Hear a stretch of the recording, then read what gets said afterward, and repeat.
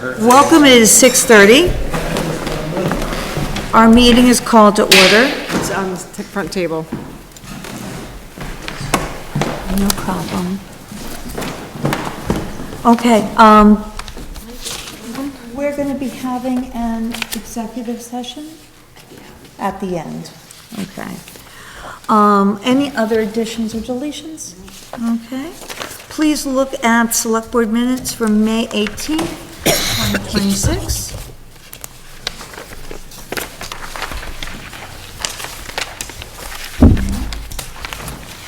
Do I have a motion? I'll move to approve. I'll second that. Okay. Please look them over. Do you notice anything?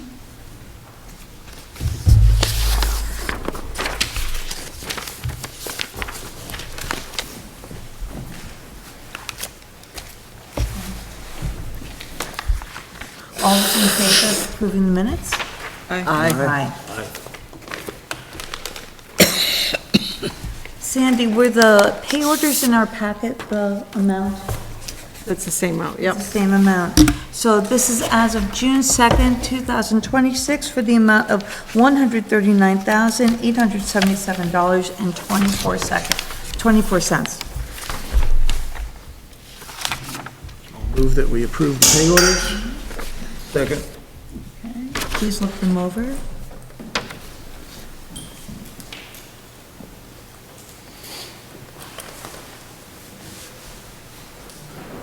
So we're gonna be able to get the monthly reimbursements from the state, because we're getting billed monthly for the sidewalk? Is that, They're gonna start billing them monthly rather than quarterly, so we'll bill in June for all of that, yeah. So we'll get that's not a problem. We'll get a big chunk and then it'll start evening out. All those in favor? Aye. Aye. Okay. Road Commissioners report. Well, we went from one truck to zero. Zero now. I haven't heard today on that. Steve was gonna call on that Volvo earlier, it's in Burlington. The DEF fluid system, What system? DEF fluid system when it went, or something in that, because it shut the thing down to, low power, so can't use it. I talked to the gentleman that's doing the hood on the Kenworth, and if everything went good, it was gonna be painted Friday. So that would be back first part of the week, we could put that on in the Kenworth. Because all the brakes have been done, all the maintenance has been done on that. So In next between week, things. hopefully? What's that? Next week, hopefully? Yeah, I'm thinking hopefully Tuesday, if we can get the hood Monday, put it on Tuesday, Next Tuesday. next Tuesday, yes. what's the prognosis on the Volvo in Yeah. terms of time? I don't know, Steve was gonna call them today and I never got back to him, so I don't know. They towed it up there last Wednesday or Thursday, I think, I don't know exactly which day. But that kinda shut down the road grading for a few days. Steve's been finishing up the maintenance. Charlie, I think, is on vacation this week, and Lori's running the one-ton doing potholes and some other stuff, road maintenance and stuff, so. Other than issues on the sand shed, are we getting into them now or no? Could we get a tally of what we've spent on the Volvo since we got it? Jill would have that. Dating that anytime. Yeah. I don't think we, other than the chain bearings that went in it, that's the only thing. Tires on this pay order.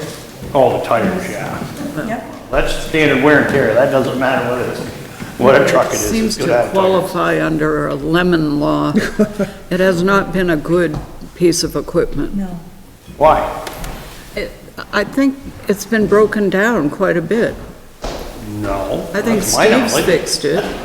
Sander went in it, the sander chain went in it, the bearings, and they replaced them. And the tires, that's standard wear and tear. Yeah. I don't think we've done anything else to that truck, if I remember right. No, I don't. All right. The problem with is if anything that sits, you're gonna have issues still starting to back up again.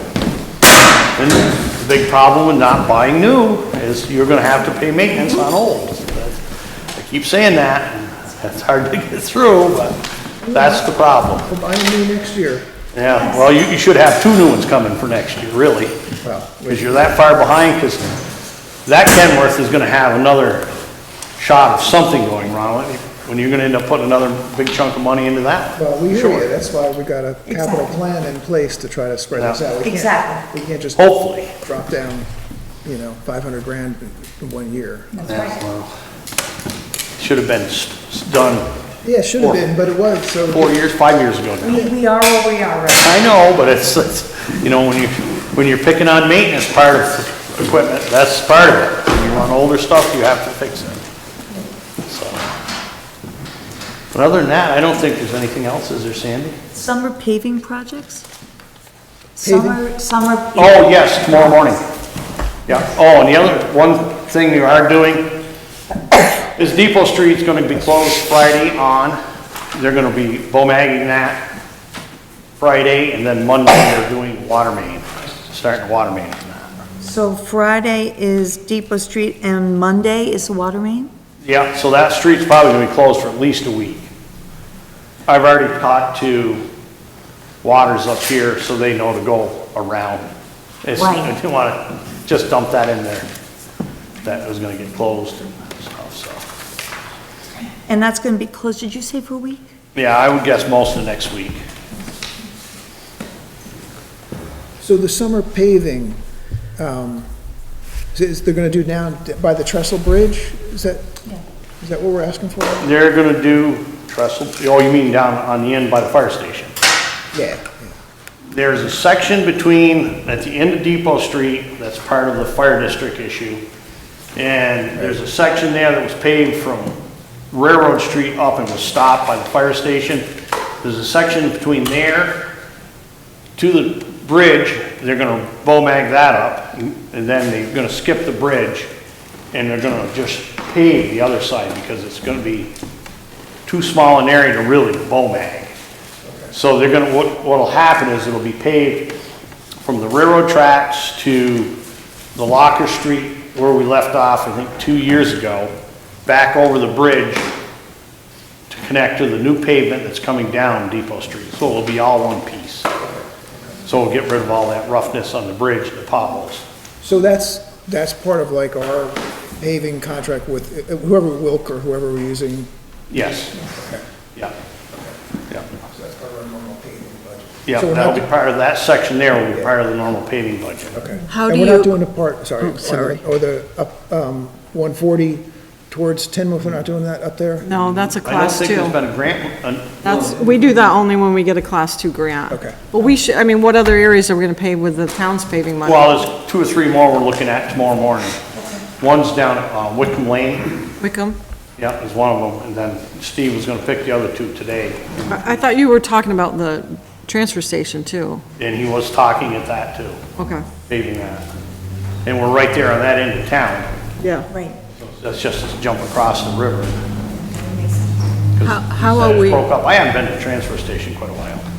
How are we determining what portion Fire District 1 will contribute to?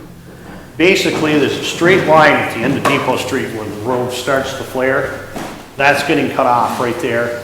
And from there to the library where the joint is gonna be fire district.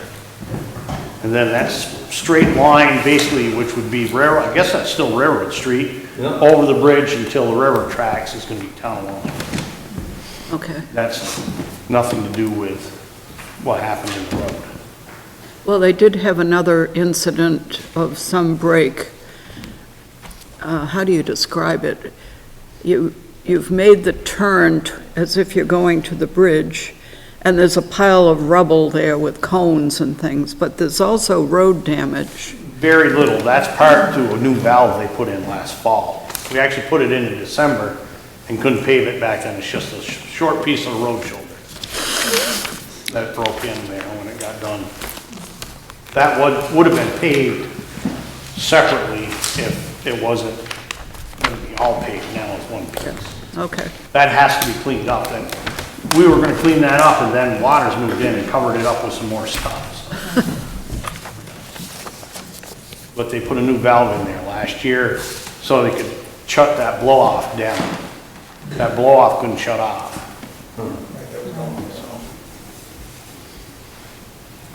But other than that, that's about all I have. The same shed is gone? Yes, yeah, it's been gone for 2 weeks. problem? Nope, no problems. Okay. Can I ask something? Yes. Please state your name. Carl and- Ross. A few meetings a year ago, I don't know, a long time ago, I was asking about whether the bottom of Sugar Hill, you did the one side, the bottom of Sugar Hill where it hits Fieldstone and repaved that, and it's wonderful. But the other side of Sugar Hill and the bottom of Moranville are just a mess all the time, and I just, is there anything that can be done? Well, the problem with doing small pieces like that, you get into a high volume moving piece. Hoping to try to do something with that when we're working out that way somewhere, Clear Mountain Road or Hawkins Road or something where we can join those two in the middle. And I agree with you, they are rough. We fixed them up the other day again. As long as you're aware of that. Oh, yeah. We're on to honorable mentions. We'd like to thank the Wallingford Fire Department for spending several hours last Tuesday evening cleaning the skateboard park area at the ball field. Now I'm going to do some public participation reminders. These are reminders about rules of procedure. If you wish to address the board, you may speak only after raising your hand, being acknowledged by the chair, and stating your name and where you live. All comments shall be directed to the chair and not to others present. Personal comments are not permitted. Comments should be on topic, and we discuss issues, not people. With that said, is there anyone here for public comments? Right behind you, sir. Nan Dubin, East Wallingford. I feel that the proposal before the select board regarding ATV use. Kathy, could we ask people to speak up? Yeah, I can't hear them either. Want to do this? I feel that the proposal, the ATV proposal before this select board is asking many of us in Wallingford to sacrifice our peace, our privacy, our safety for the benefit of a few. And of those few, many are not even going to be from Vermont, let alone Wallingford. Right now, there are approximately 1,000 miles of interconnected legal trails for ATV riders in Vermont. And I feel that that is sufficient. And so I would encourage the select board to reject this proposal and not change the way of life of a lot of us back roads Wallingfordians. Thank you. Thank you. May I address your remarks? So, this on the proposed map, basically, Mark Tessier sent us in an email proposed ATV roads that they would like to pilot a program on. I'm not done speaking. No, I'm just standing up because I can't see you. So proposing, so Glenn put this map together just so we could see the area. No decisions are going to be made tonight on this. We're just starting to get our toes in and to even understanding this conversation. So, just so that you know, no action is going to be taken on a map at this meeting or really at any meetings in the near future. Right now, we're just exploring. But your input is really valuable, so thank you very much for that. Any other public comments? Ralph Corbett, John Moranville House, Moranville Road in East Wallingford. As if the presence of cell phone towers with their thermal and non-thermal radiation were bad enough, anti-environmentalists wanting to turn our roads in East Wallingford into amusement park rides. Now something even more serious has come up. Something very, very, very serious that affects the very lives and safety of the people in East Wallingford, particularly in the area of Moranville Road and Bixby Road and those roads there. About 2 weeks ago, on May 19th at about 2 p.m. in the afternoon, our neighborhood was assaulted by 4 C-130 military cargo planes that flew barely 75 feet above our houses, 4 in a row, causing severe emotional distress to the people in my house, causing us for fear for the safety of our very lives when we thought a plane was about to crash into our house and put us into a ball of fire. These intrusions into Vermont has been an insidious type of thing that has been going on for about the last year. And only in recent months I've been able to crack through the wall of silence and find out where these aircraft are coming from. It's a base that's pretty close by, isn't it? No. Number one, the only Air Force National Guard base in Vermont is, of course, at the Burlington Airport. They do not fly any cargo aircraft out of there. They fly only F-35 jets, and they stay within the northern counties of Vermont. These are coming from Air National Guard bases out of state, using our skies and putting our people in jeopardy from out of state and turning us into a place of practice maneuvers. From Connecticut, from Rhode Island, from Massachusetts, from Eastern New York State. We don't even have control of our own skies anymore. They're destroying the peace and quiet of a place that many of us have paid hundreds of thousands of dollars for and took plenty of time to find to get away from areas like that. And now this invasion is happening here. And we call on bodies at the grassroots level, like our select board, to stand up and voice their opinion against the officials in these other states, that we will not stand for this. I know that the school where I've been teaching, I've been out on recess duty and the planes have gone by. Right. Yes. Several times. So how did you find out where they were coming from? It took me a long time. There's always been a wall of silence. Yeah, so who did you talk to? I finally broke through by calling Representative Bolin's office, and luckily found a man named Thomas Renner, who was her liaison for possibly military affairs, who actually decided to help me out and do the research to find out where they were coming from.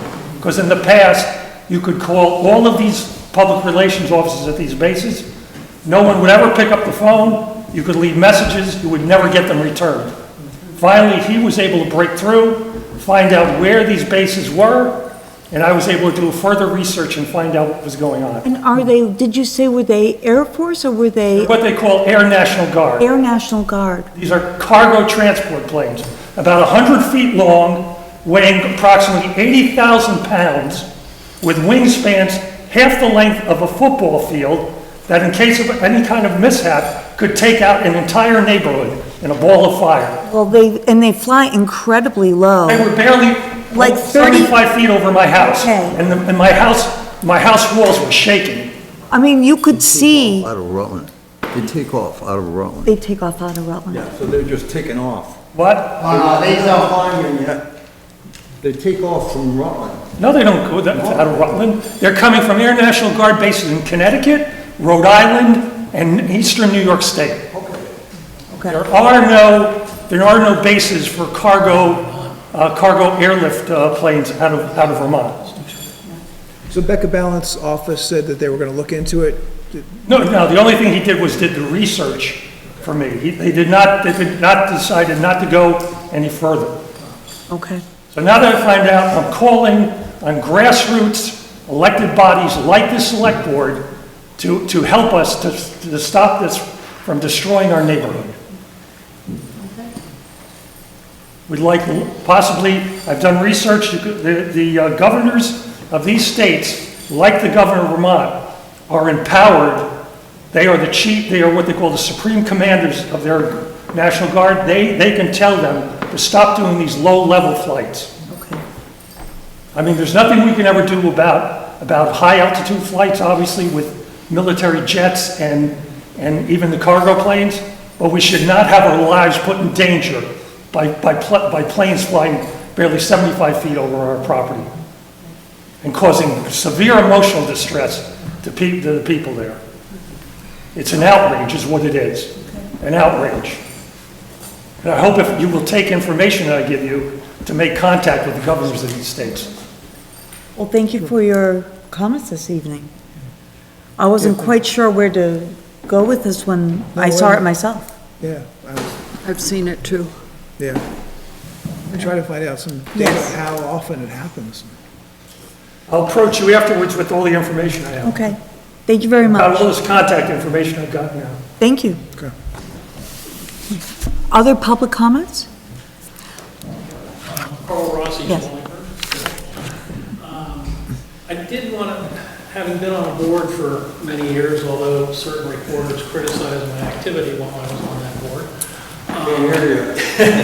She- If, At any- Carl, I've if been you on wouldn't board mind for- speaking up. I've been on a board for many years, and I know that there's a limited amount of time and a limited amount of resources that the board can use to go after certain things. And I think on the ATV issue, looking at the map is the wrong question.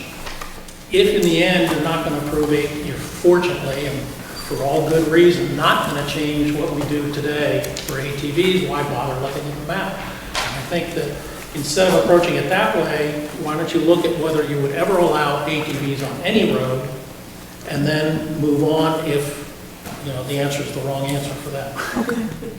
But anyway, I just think looking at the map is irrelevant unless you've decided to go ahead. So I think deciding to go ahead with ATVs. I think looking at the map gives us an idea whether we want to go ahead or not. I don't think it should, because having ATVs on the road is a bad idea to begin with. I think, I I think mean, That's not just my opinion. No, thank you.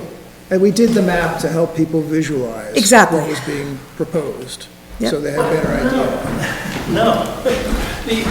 Whether the map is, okay, we'll take this blue one off or that blue one off, if you're allowing ATVs on the roads, then you're opening a can of worms, a big can of worms. And if you want to open that can of worms and decide whether you want this little worm and that little worm, okay, fine, but I think you ought to decide that you're going to open the can of worms first. And then proceed to where are we going to open the can of worms?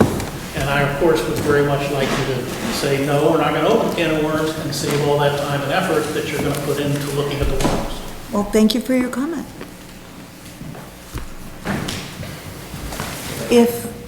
If you would like to we have maps here. I got that one. Okay. Is there also copies of the proposal on here? Sorry, I missed it. There is no proposal. Okay. Yes. Okay. Public comment. Tony Masick, East Wallingford.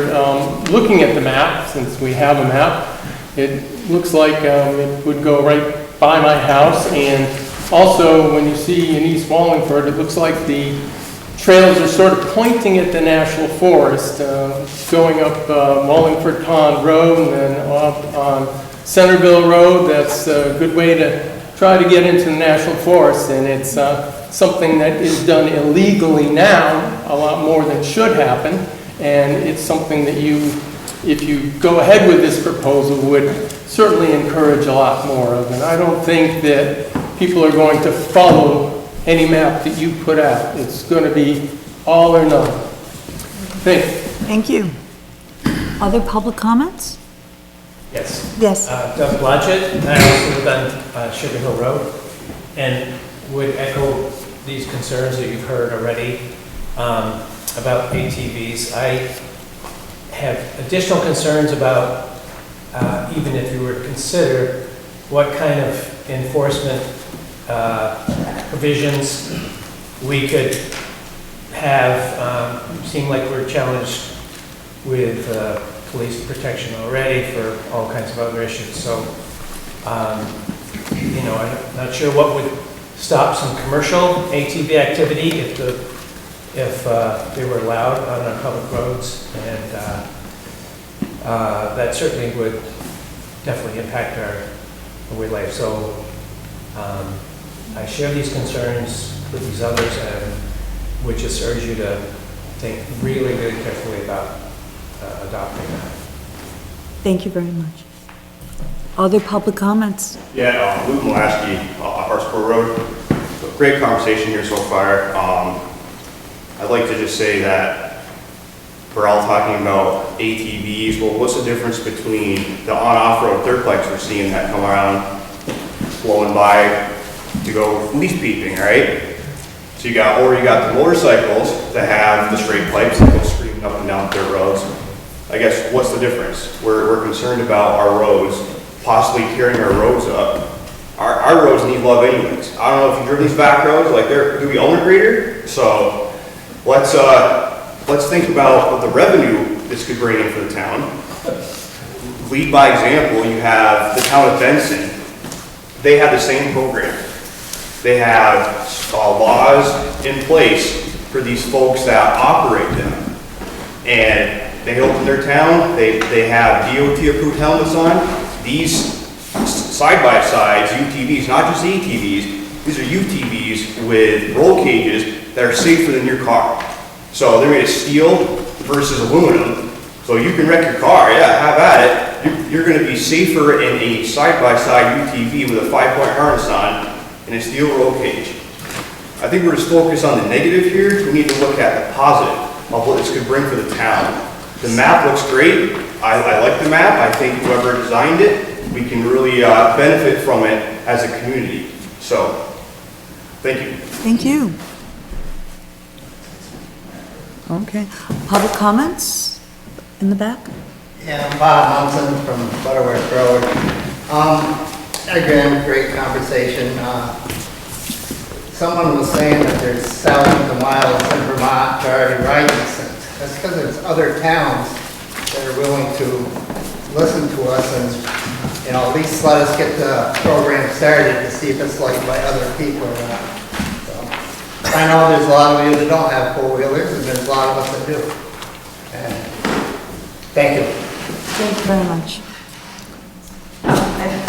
I'd like to apologize because I came late. Can you say your name, please? Sarah Wicker, Hartsboro Road.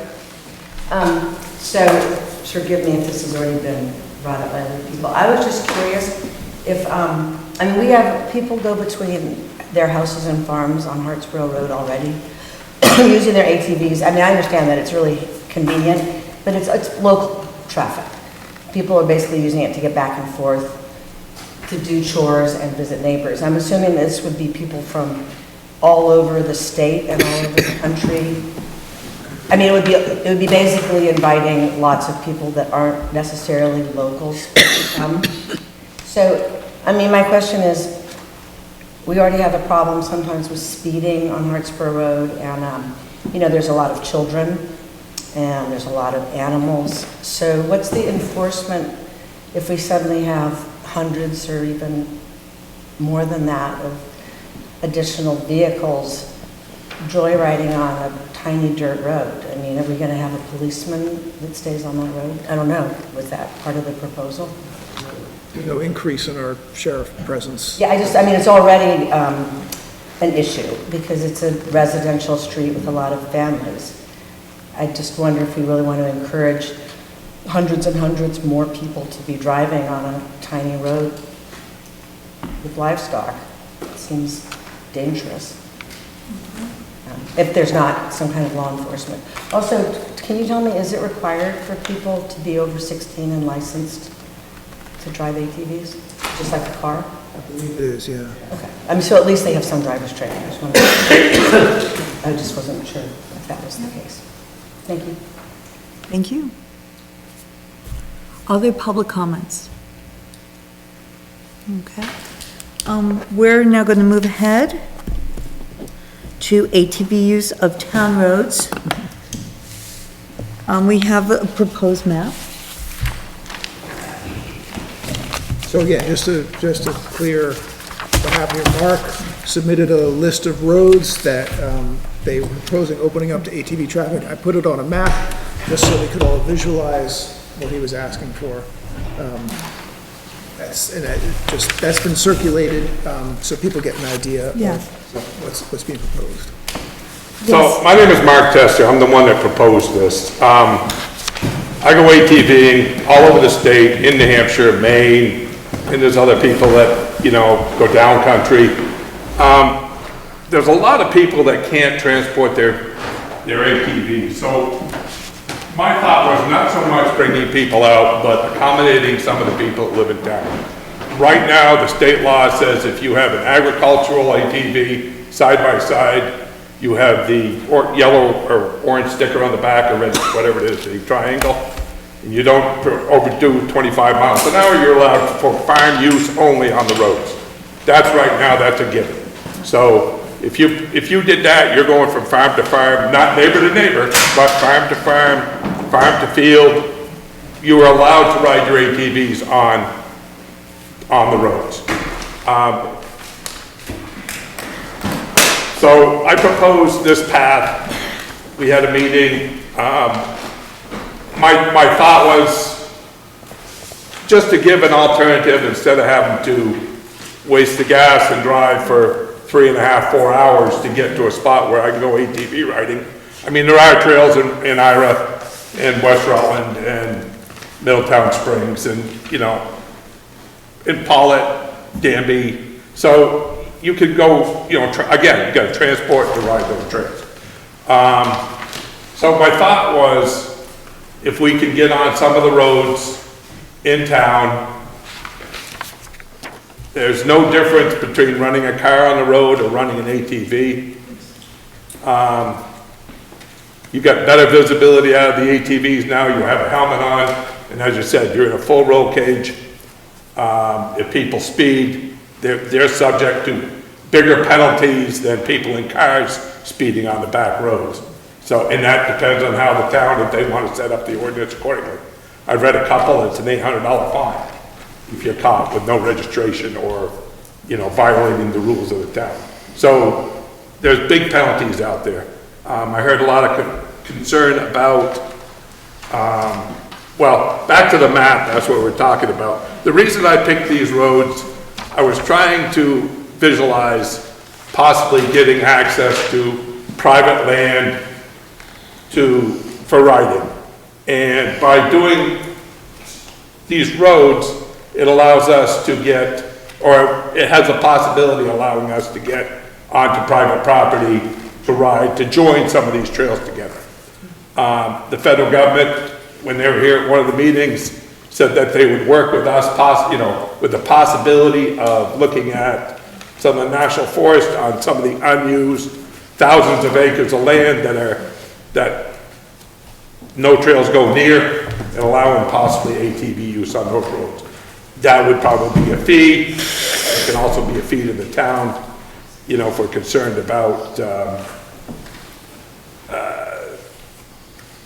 when I said law enforcement, the sheriff's department also, but the Fish and Game also is covered. They do a lot of the patrolling of the trails. So that's kind of where I was going with it. I just heard, I got a phone call last week and a week before from somebody from Timoth. They're proposing the same thing in Timoth.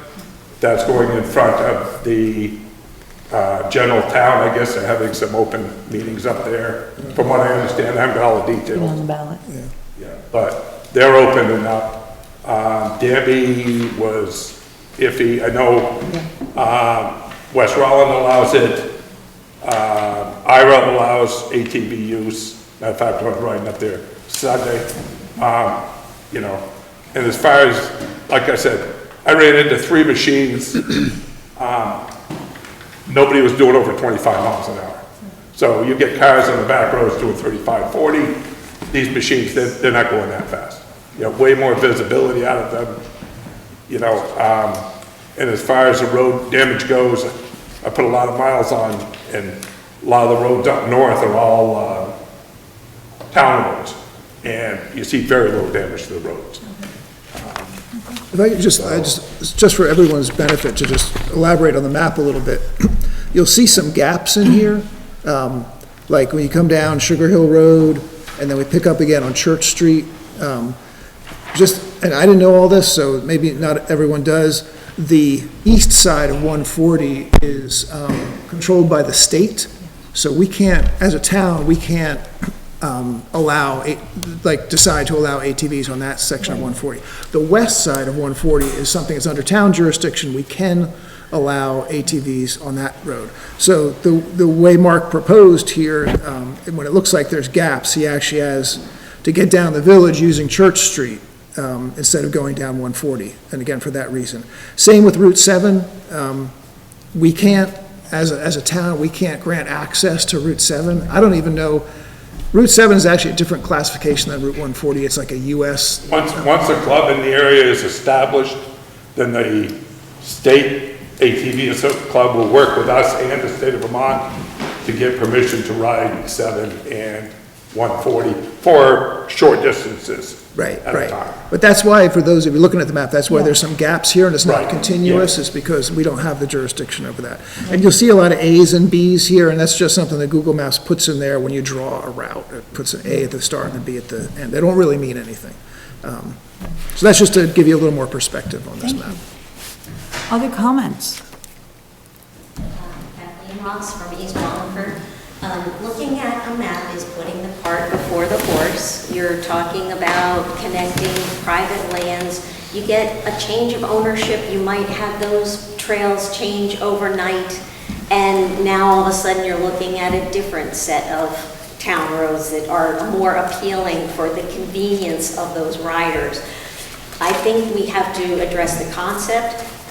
We don't want to take hearsay about what state officials will do as far as working with clubs and things like that. State officials, as we all know, are stretched to the limit for how much they can do with their reduced budgets and all that. I mean, anyway, I'd have to disagree with a lot of what was just said. And the fact that Danby is an if, no, Danby voted it down. And if Tinmouth is having a meeting on the summer solstice on a Saturday in June, who's coming? I mean, I think that to approach this topic during the summer when people are busy with their children being out of school and having travel or whatever, I mean, that's a terrible time to try to get people together over any of these issues. It's, I think, poorly timed, misrepresenting what people have already voted. Mount Holly said no. You know, just don't take it for those anecdotes. And just to clarify, so Pulteney has opened their roads to ATVs except for the state highways. When they did that, they actually, I guess the people who are advocating for that were pretty well organized. The people who are against it didn't show up to meetings and things like that, so they put it as an ordinance without actually taking a vote, like a town-wide vote on it. Some of the surrounding towns, Ira, and maybe Paulette, there are certain sections of road that are open. Danby's got actually a trail system that's open, and I think they opened up a little section of road to be able to get to the trail system. I believe Brandon has done some opening of the roads, and Pittsford. And then there's other towns, like Danby actually rejected the ballot measure to consider it. Tinmouth, they're going to put it, from what I understand, they're going to put it on the ballot. So to get a general election on it. And so those towns that I listed, I think, are some of the few in Rutland County who actually allow it now. Just to give you just an overall picture of what's going on. And it definitely is a mixed bag. There's some places that allow it, there's some places that don't allow it. And I don't think we're doing anything with this evening. We're not going to make decisions this evening. I think, no decisions this evening. I mean, I think, given the... Unless we table it. Right, that would be a decision. Yeah, that would be Kathy? So, I know a lot of people that are here are against this. I can see their points. I have, like I said, it doesn't affect me either way. I've got a trailer no matter where I go. I had a lot of people interested in this. That's why I brought it forward. Excuse me. Any remarks that need to be said should be directed to the chair. Thank you. So, Like I said, I had a lot of people that were interested in, some people, a couple people live on Sugar Hill, other people live up on West Hill, you know, and they wanted to be able to just, they live be right on the trail. They wanted to go for a ride at night just for a short jaunt around. Like I said, I've got a trailer, so no matter where I go. So it's not benefit to me by any means. But I am not against doing this at town meeting. I didn't anticipate this happening immediately this summer and be able to ride the roads. I anticipated, if it happens, to take better part of a year.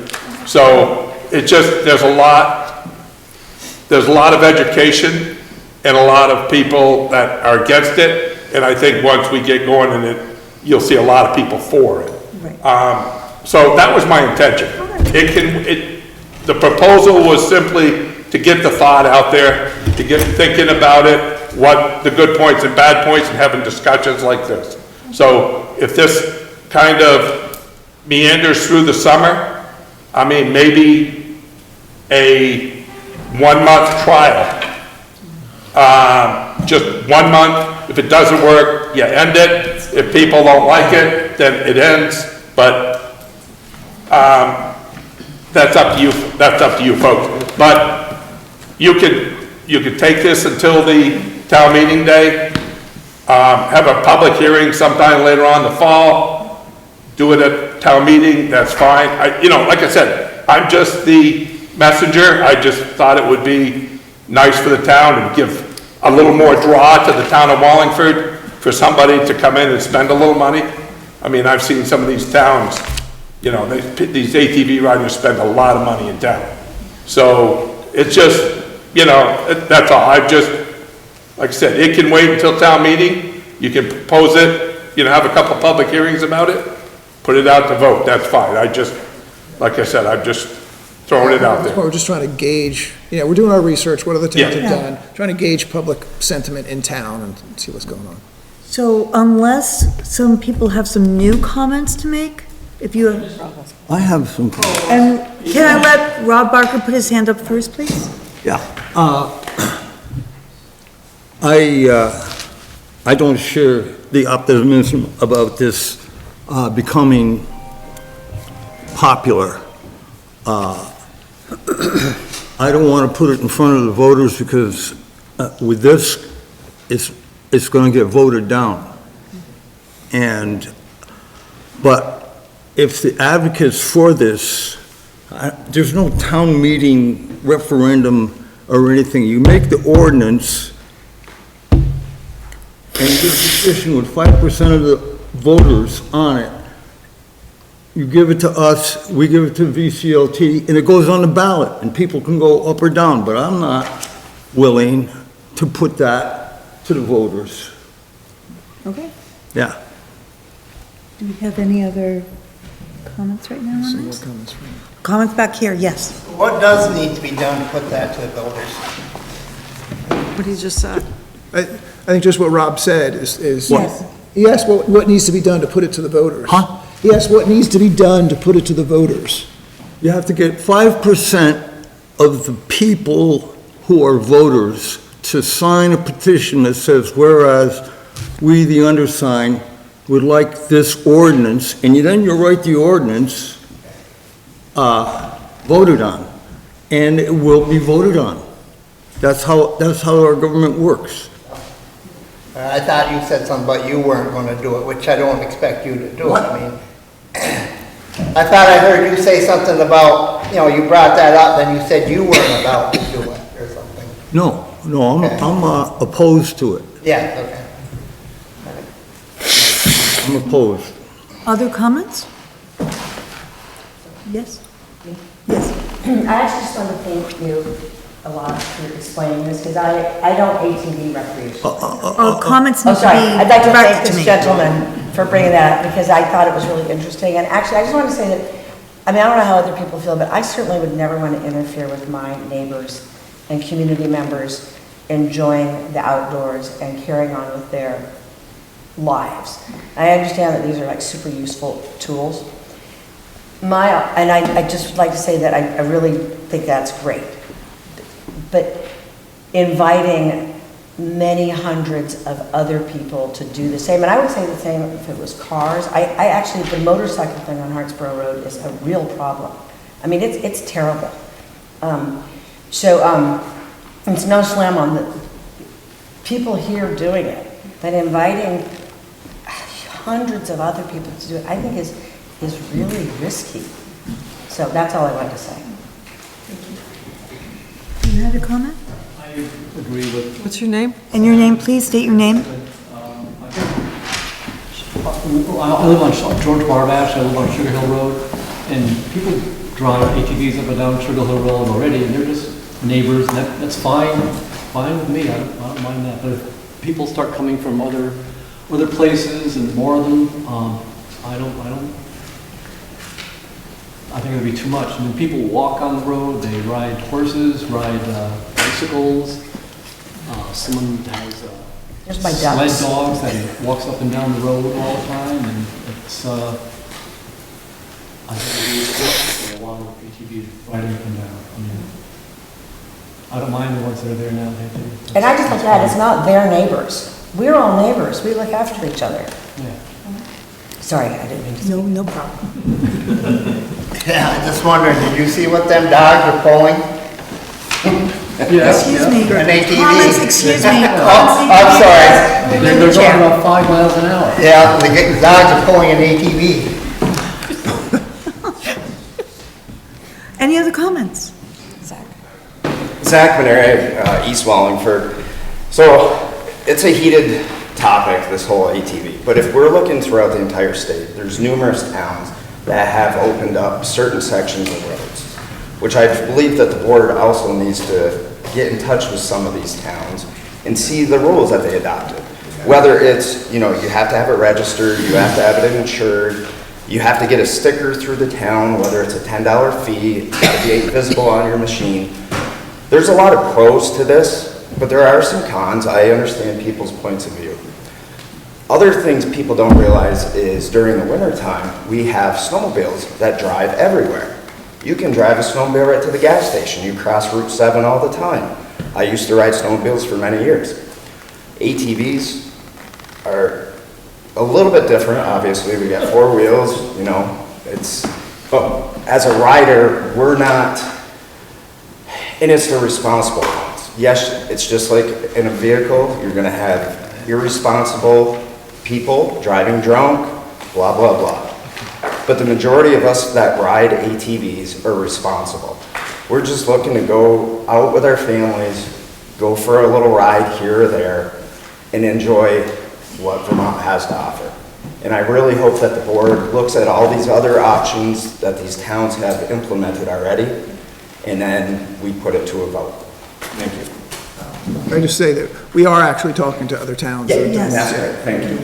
Another thing, and I'm not trying to inject my opinions on here, just things, when I talk to the Forest Service people, they actually view snowmobiles and ATVs very differently, because snowmobiles run on frozen ground, basically, and they don't have there's potential of tearing up trails that ATVs do, so there's a difference there. And the other last thing, I live off Sugar Hill.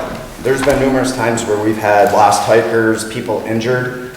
Keeping these trails open, which if there's a tree that comes down, normally an ATV rider will try to move that trail, move that tree to get it open. It also allows responders to get to that victim sooner. So.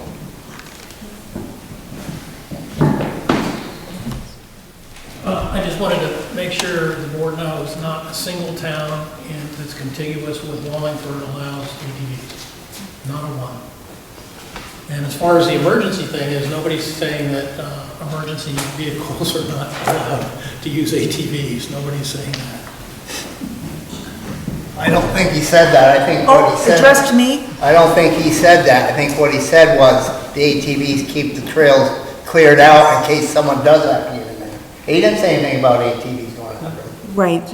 Please direct to me. Okay, I'm sorry. Are there any other comments? Okay.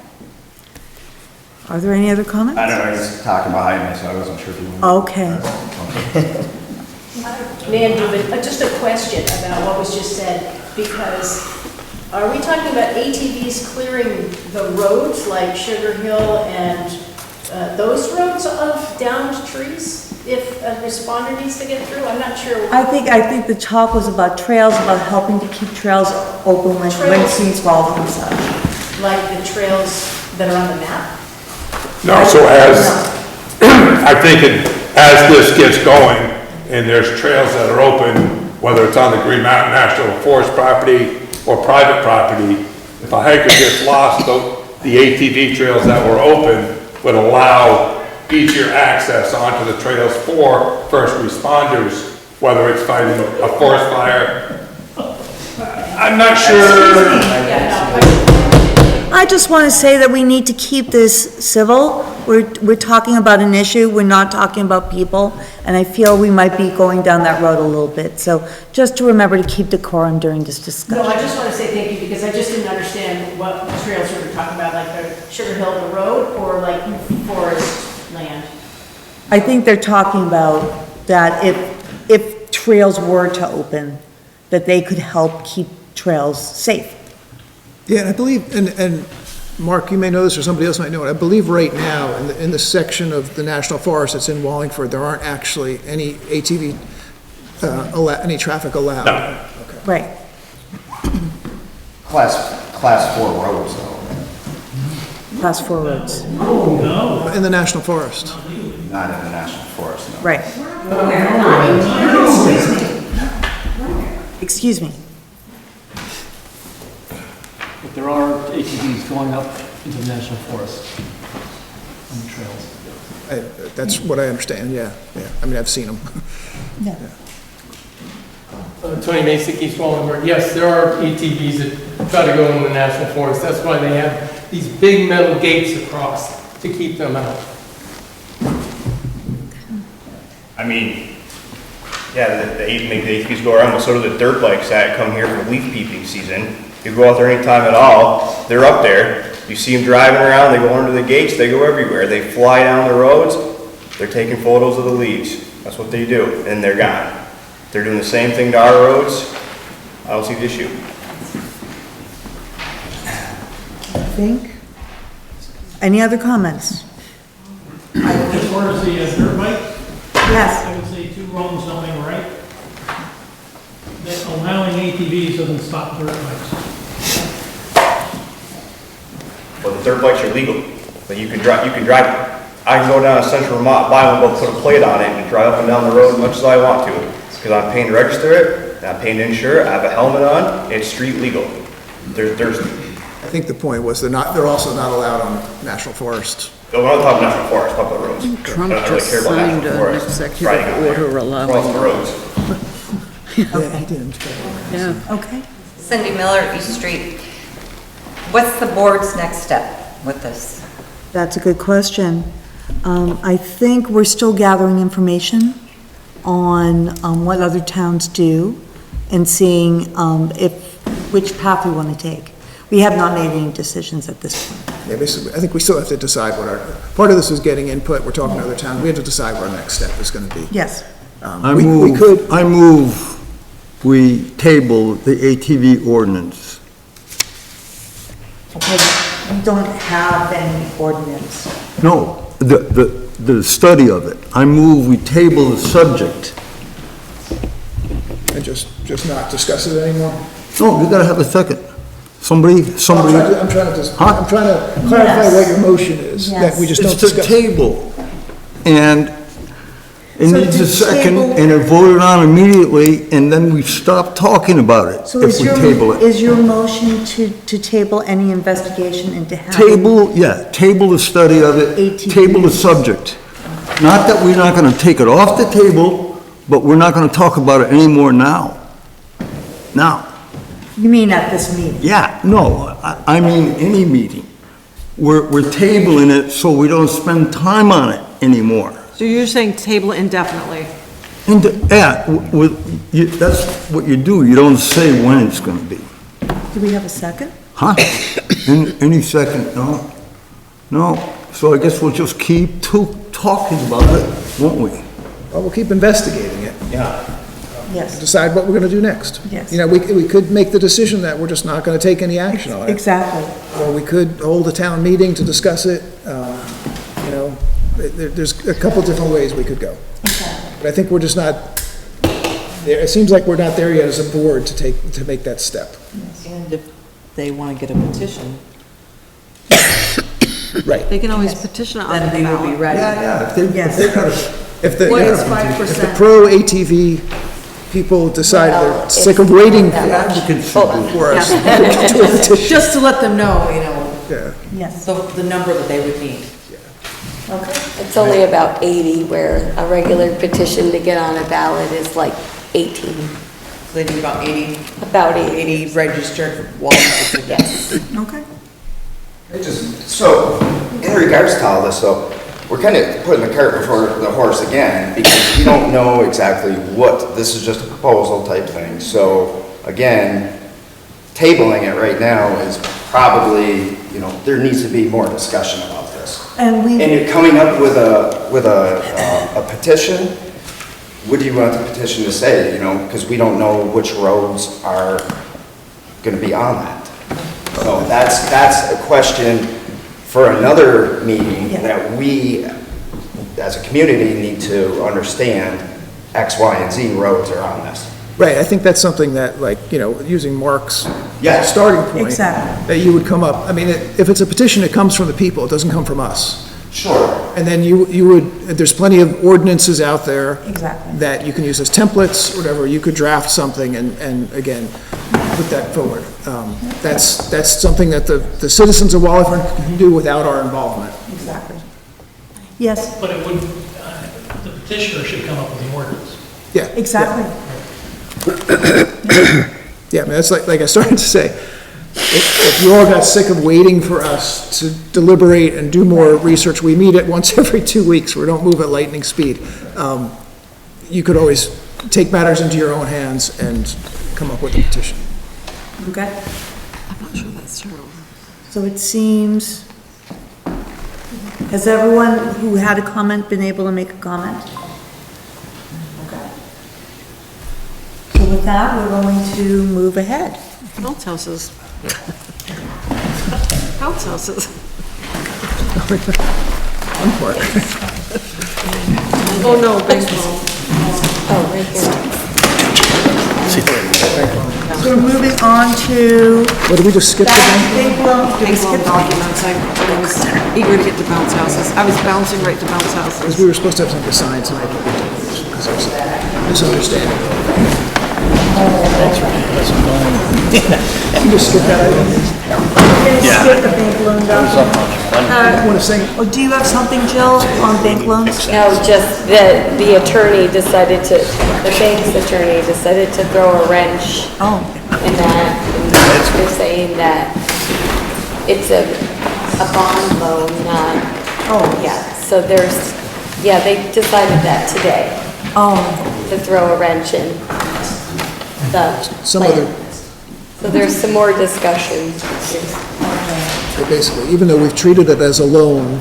And they have from the all get-go, along. Today, they decided we're treating it as a bond. Today, their bank attorney decided to treat it differently, so.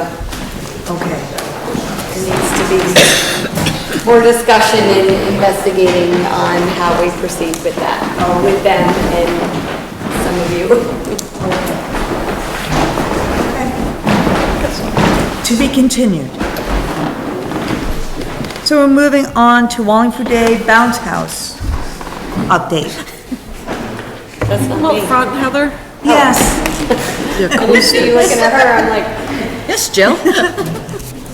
Ian, can you hear? Ian, it is so bouncy and echoey in here. It's hard to hear anything. The audio is terrible here. Yes, I do believe No, the we theater. do, we should have like a podium, people come up and. Yes. Okay. Thank you, Heather. So the updates I have is, I sent Sandy the list of what is included for the bouncy house for the prices, and they are bringing their own staff to man the bouncy houses. Okay. And as far as face paint goes, they're totally fine with the face paint. Okay. And Then it's just the waiver forms that need to be approved. And so it would be one waiver form? Just one waiver form. That's the only waiver form that would be signed. Okay. This is the same one we did last year, right? It's the same one we did last year with the other company.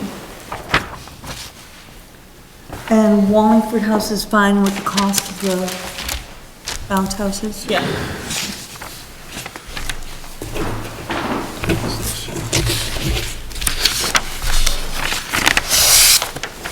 Okay.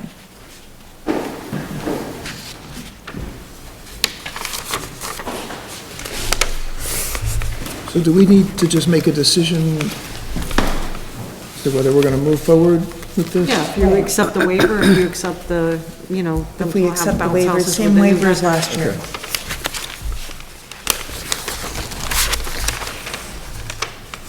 What do you think? I'll move that we accept the terms of the agreement with, what's the vendor? Mountain Bouncers. Mountain Bouncers, and move forward with that? Second. Okay. All those in favor? Aye. Aye. Nay. Yeah. For one? So 4-1. It's approved. Heather. Thank you, Heather. Thanks. Thanks, Heather. And moving on. Nice t-shirt. Thank you. Yes. We are moving on to Boy with the Boot. Update and fountain work. Did everybody read the update in the packet? See where we're at? Something. So unfortunately, we'll not be ready for Wallingford Day.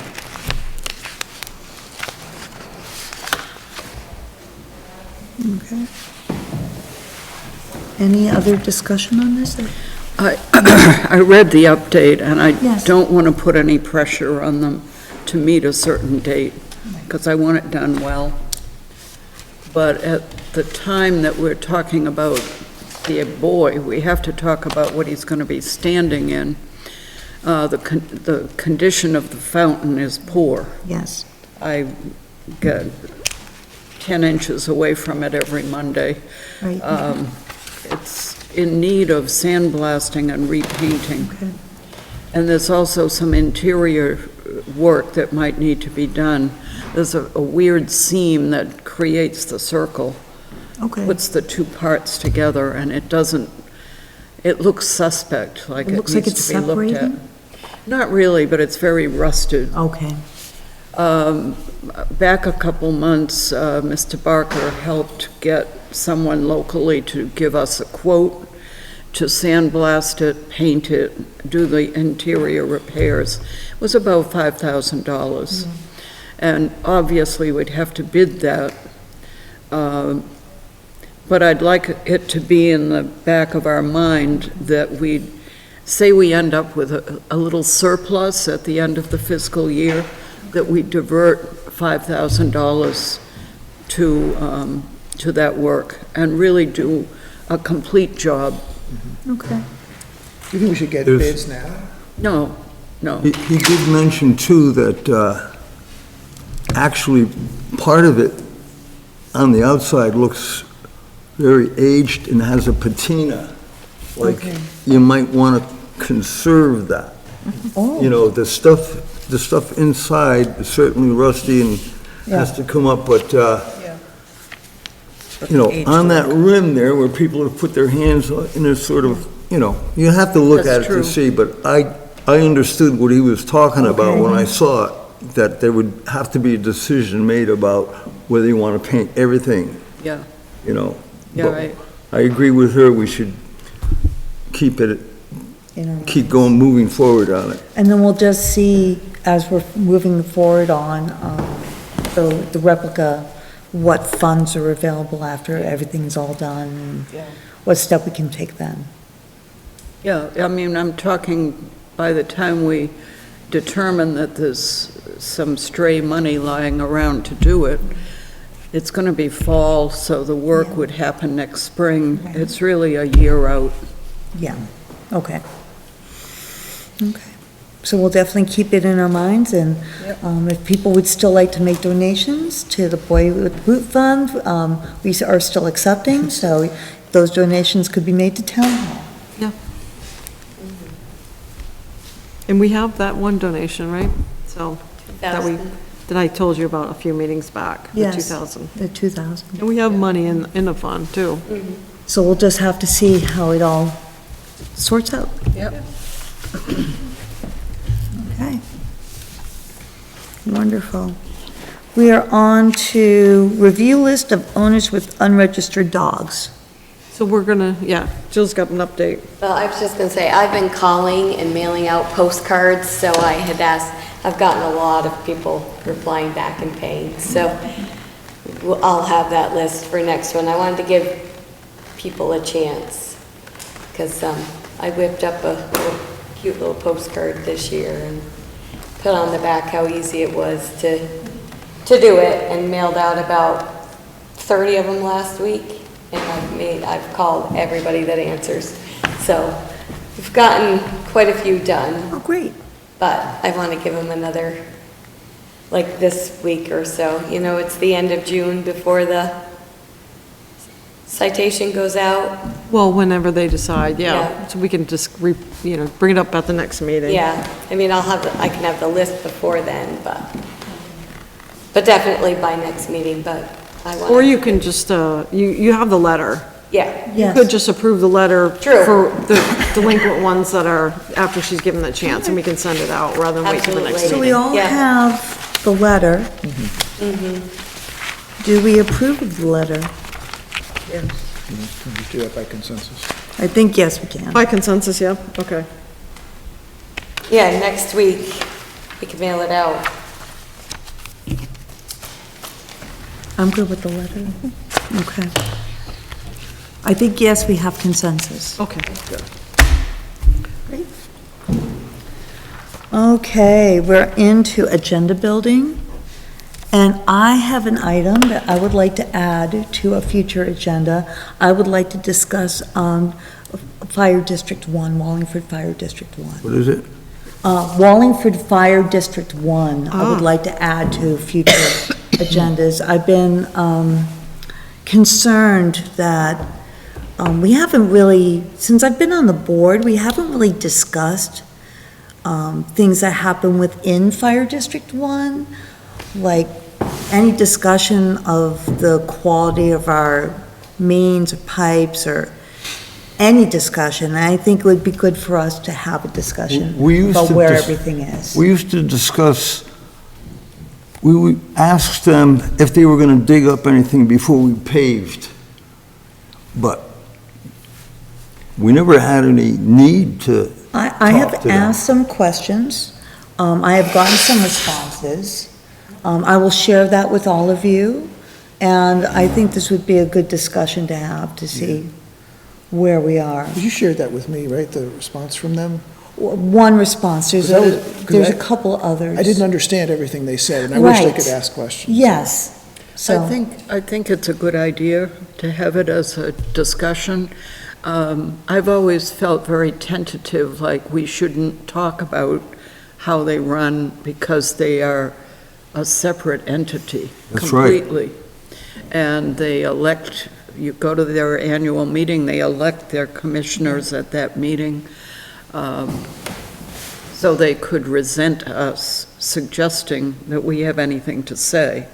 But I think there's many issues that have come to my attention, and the way the whole Depot Street thing has been handled Right. in terms of information to the public has been a problem. Right, so I would like to add that to a future agenda, maybe. Okay.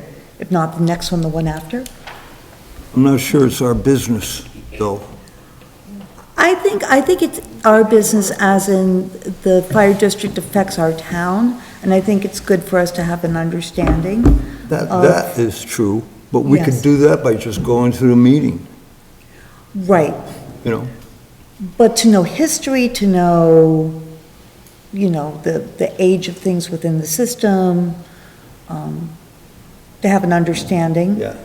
I think it's good for us to Okay. have. Lovely. Anyone else have anything they would like to add for any future agenda? Okay. Not that, but just a correction, I think, Sandy, on the letter. I think it's 17 and 23 now for the fees on the unregistered dogs after April 1st. It just went up a little bit. Okay. I didn't know Are if we that okay mattered with that? because you approved the letter. I just wanted to clarify So that. the fees are slightly increased? I think it's 17 and 23. Okay.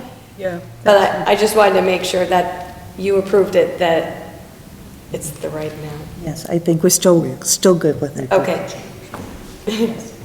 Okay. Lovely. Select board comments and concerns. I have, I'm liaison to the Conservation Commission. They are asking to have a reserve fund established so that the honey money that's made from the bee operation up in Stone Meadow can be held in an account that doesn't melt down on the end of June, at the end of the fiscal year. There's something that we can do. We've had this discussion before. We've had it. It's Do it at town meeting. the dilemma for them, and it's not a huge amount of money, it's maybe $1,000 a year, but they use the money from the honey sales to support the bee operation, so it's not taxpayer funded in any way. And it's difficult when the honey money gets folded into the conservation line item. It gets lost at the end of, it goes away. Whereas their understanding of the reserve fund would be that it could be safely carried until they need it, usually in March of every year. Well, it would have to be set up, just like, the Boy in the Boot one was, And wasn't there a concern of having too many different reserve funds? That really isn't allowed? Am I correct on that? Do they have their own fund at all? Conservation? Well, they have the same budget and. No, but I mean, they don't have a reserve fund for anything? No, there's no reserve fund. They're like every other committee, use it or lose it. Right, so it'd have to be a voter-approved reserve fund. Would have to be, and I don't know how many reserve funds we can have, I don't. I But they would, understand it'd have to be voted by just like the building fund and the bridge fund and the Boy in the equipment Boot. fund, So it'd voters have to approve. So it can be voted on by the voters.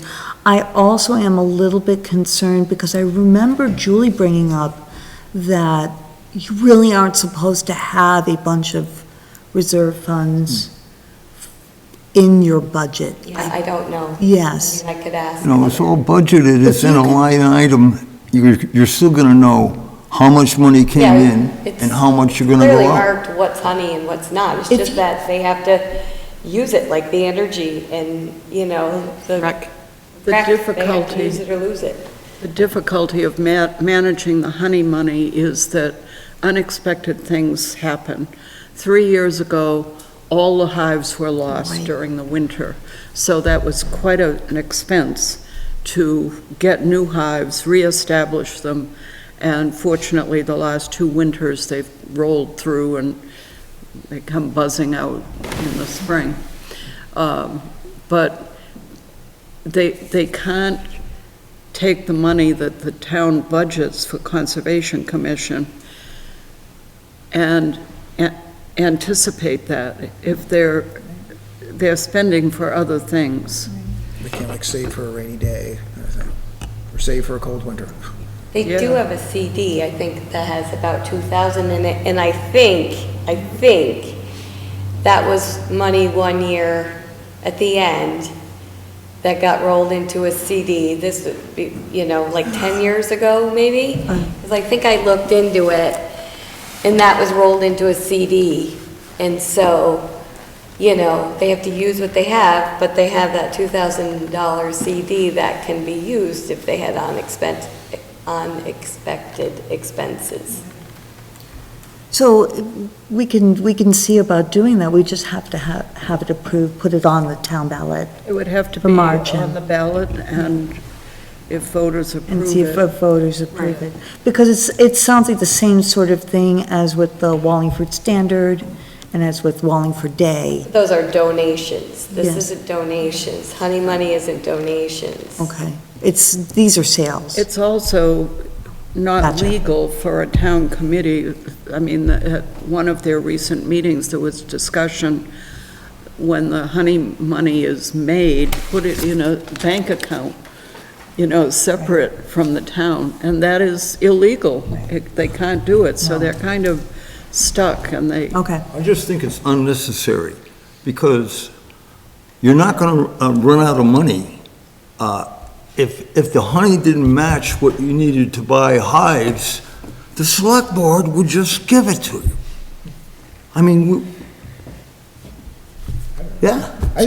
I'm not sure, I haven't heard any about a restriction on the number of. It's called reserve going funds. over budget, happens all the time. Yeah, but I mean, I like the idea of them, if they had more income from honey one year, to sock it away, so that 2 years But, down the road, if their hives get trashed, they have that. but then Like, what's the downside of that, I guess? a reserve fund for it? Well, then rec and energy and Wallingford Day, Yeah, really. they all start to ask for a reserve fund And I at remember, the end of the fiscal year. I don't know. I remember that there was a discussion with Julie that you couldn't, it had something to do with the general fund, and that you shouldn't have these reserve funds because it affected the general fund. Yeah, I don't know that, but. We could look into that. Yeah, if we can check into Maybe that. they could be combined if Energy and Wallingford Day are jealous that Concom got a reserve. Well, I just We have a saying- general reserve fund. The boy in the boot, the boy in the boot, the communications, and Wallingford Day are donations that people make. That's what's not being rolled into. That's for- The surplus is donations. So what do we do with conservation that's selling honey? It goes in and out. It's Okay. Just like the rec. just like the rec. Oh. I mean, they Right, because, They make income, they spend it, but it's not donations. Honey is not donations. so it's part of their revenue, which It's becomes revenue. part of their budget. So I think that, do Yep. not quote me. No, But it's the donations that are not getting rolled into. yes. Because people earmark. it. Because they were donations. So conservation can actually go ahead and count their income as part of their budget, that this is their revenue and that this is what they're going to be using. So this- just like, at the end of the highway budget, you're having them haul gravel, so they don't lose it. You're having them use it, buy canning jars, buy bee suits, buy something. This is a strong... We've also, can I just say something? We've also got that the legislature passed that new law last year, that it's not lose it at the end of the year anymore like that. Right. And this will be the first year that that's like that, just like. Yes, that's true. You just said about if there's a surplus, put it towards the fountain. That's possible this year. So, I mean, we'll have to figure out how all that works, but it's possible if conservation has a surplus or whatever, that can be somehow dedicated to conservation, bees, whatever. We just have to Yes. figure out how that works, but this will be the first year that First year new that- legislation will kick in, that as of June 30th, the surplus has to go towards lowering taxes the next year. That's not the case anymore. Right. Yeah, That's true. It does give options. yes, it does. That's, and the highway's a good example. Doesn't accept. And the highway's a good example, Phil. Like if the highway, I mean, I know you're telling Steve to use the gravel budget, but, that's not the case like it used to be. Right. Use it or lose it by June 30th. It's not the case like that anymore. Because there's We just new have to work it all legislation. out. It's no longer use He has it no or guarantee lose that if we have it. a surplus, we're gonna let them keep that, right? True. Yes. But these are all decisions that, will have to be made after June 30th. So, There we go. I'm liaison to this commission. They have made a strong request that I bring this back to the select board. And it go on the ballot next year to create a reserve fund, so we need to consider that. We'll consider it, but also if you, as liaison, if you don't mind bringing back to them the new legislation that has come in, so we can have a surplus now that will not disappear. It's just deciding what we're going to be doing. The problem is they don't want to use town money for bee expenses. I think what we're saying is we They can. don't want to be defensive that, oh, tax dollars are supporting bees. No. If- We Yes. want the taxpayers love the bees and they want to take care of them. Most do. And Not certainly all. the select board does. But what about, instead of saying, the price for the honey is $5, you say $5 donation. It's a donation, and then that goes. That's not. I don't think we need to worry about that because with the new legislation that has come through, it's no longer, they're not like taking tax money. In a way, their money that they have earned from the selling of the honey doesn't have to disappear anymore. Right, it could maybe just roll. Exactly. So the need for a reserve fund might not, we'll do some further investigation. Yeah. But, We may not have, it we may may not be a not, user. we may not have to do the reserve fund because now the legislature has made it okay to have a surplus. And since we have a while before it'd have to be an election, we could get through this end of the fiscal year to see what Exactly. concepts To come see- from it. Exactly. We've got time. My 2 cents, I sort of like the idea of committees having their own fund and sort of being like a little more autonomous. I think they would it just encourages them to think of ways to raise revenue and stuff, and less that we have to contribute. My 2 cents. Little capitalism in But action. it all still has to go. Still goes. Yes. Oh, I know, it's got to be transparent and everything like that, but. And they have, they technically do, because they have their budget. Right. Right. Their budgets. So But if they could be thinking, hey, we'll put away some because we want to do an expansion of the beehives 3 years from now or something like that. Right. But we're going to pay for it ourselves. I think that's cool, but, maybe that's just me. Glenn, did you have a select board comment concern? I did, and I've mentioned to a couple of you, so I was talking to someone last week, who was a longtime resident and pretty well informed, but he was like, we're just freaking out about our tax bills doubling with the increase in the appraisals. And I said, your tax bill's not gonna double, like, we'll lower the rate, we're just gonna collect some. That happens every time. But I was like, and he was like, he was so relieved. He was like, I wanna hug you. And I was like. That's right. I was like, if that's, like, how much of the town believes that? And do we need to make more of an effort? Like, I don't even just Front Porch Forum say like, look, like, even though your appraisals, a lot of your property values have, doubled, property values, your taxes are not gonna double. Like, the budget is the budget. We're gonna collect what we need to collect. It's something that obviously a lot of people don't understand. Right. That's right. And I just don't know, as a select board, should we take it upon ourselves to try to push that message out a little bit more? We could.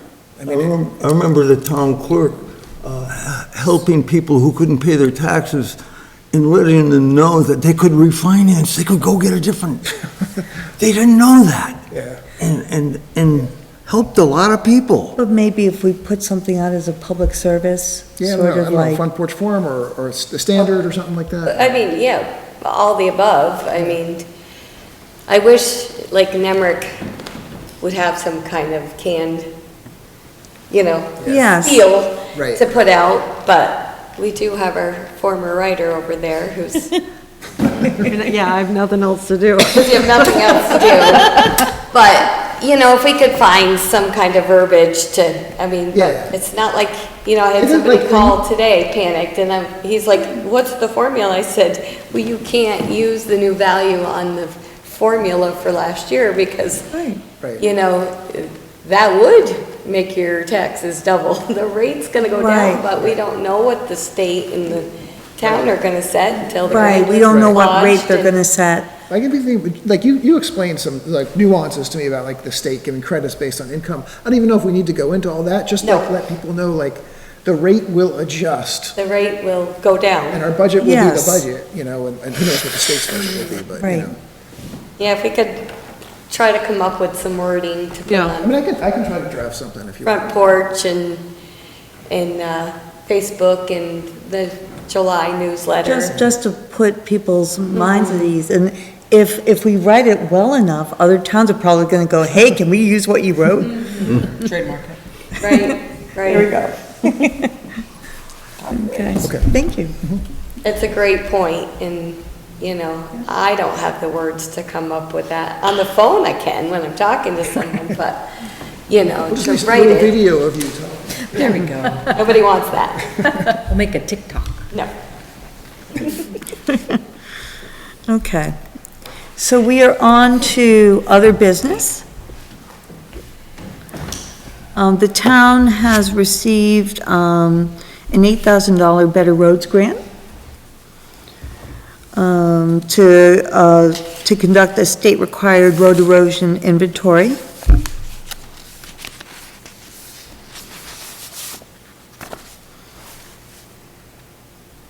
Okay. Waters Excavating will be invoicing the town every 2 weeks.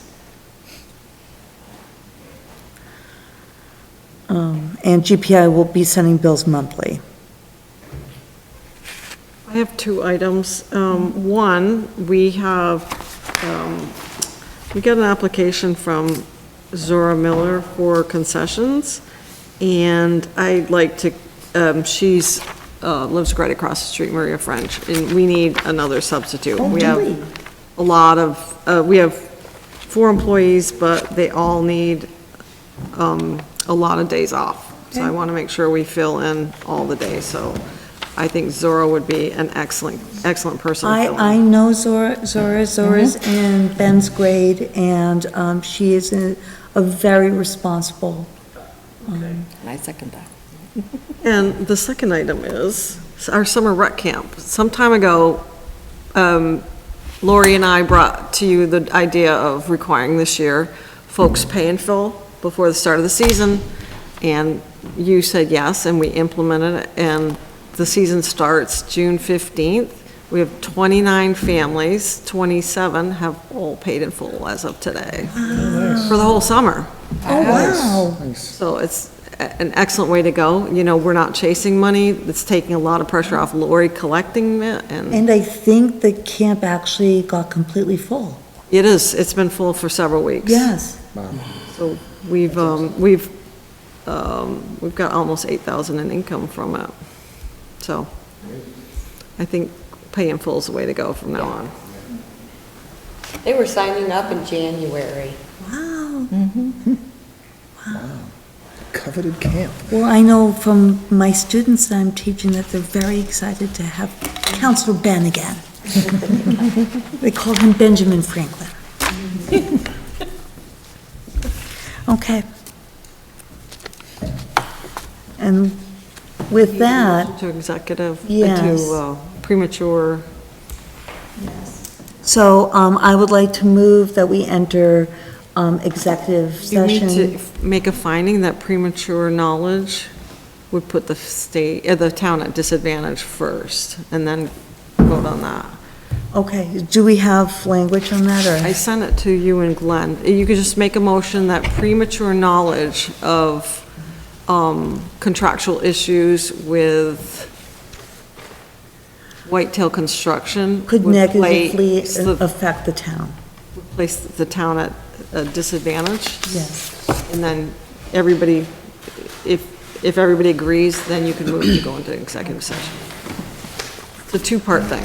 Language there. All right, go ahead. Do you have it? Okay. When did you send that? I think it was last Thursday. If you could just make a So- motion that premature knowledge of So I'd like to make a note. contract. I'd like to make a motion that premature knowledge of contract negotiations would put the town at a disadvantage. So I would like to enter executive session. Can I actually just hold off? Because this gentleman I know has some material you wanted to give us, right? Yeah, I don't know what the proper channels is. Yeah, the executive. Want me to take up your time now, or should I put myself on the agenda for the next meeting and then present you with all my research materials, showing how they're in violation of all these Vermont laws? Yeah, let's do that, because the executive session means the public has to leave, so. So let's do that. Can we get this on the agenda? Next meeting. So we'll put it on the agenda for the next meeting. Right, then I can present you with all this information that I've researched, showing the violations against Vermont law and all that sort of stuff, show you proof that I'm not lying about the contact that I had with Becca Belent's office. This is next and all meeting. that. Yeah, this will be for the Is there a next meeting. second on Kathy's motion? Was there a second on Kathy's motion? I'll second Kathy's. Okay. Okay. So do I register with the town administrator for that? Yeah. I think it's being, You can yes. email me. Yep. Can I do it right now? Oh, we're going into executive session, So but if I call the office tomorrow? Yeah. Yes, Put myself but on the agenda. I'll add you to the agenda. Okay, I'll call tomorrow. Yes. What are your hours tomorrow? 8 to 4:30. Sorry? 8 to 4:30. Okay, I'll call sometime between that and get myself on the agenda for the next meeting. Okay. Thank you. So all those in favor? Aye. Aye. We are in executive session. Now you make the motion to go in. Oh. That was the premature knowledge I part make a motion to enter executive session. for contract. Alright. All those in favor? Aye. Okay, we have exited executive session, and Phil, if you can contact Whitetail. Jesse Whitetail. Yes, I will do that tomorrow. about engineer plans. Great. Great, second. Second. Okay, all those in favor? Aye. Aye, we are adjourned.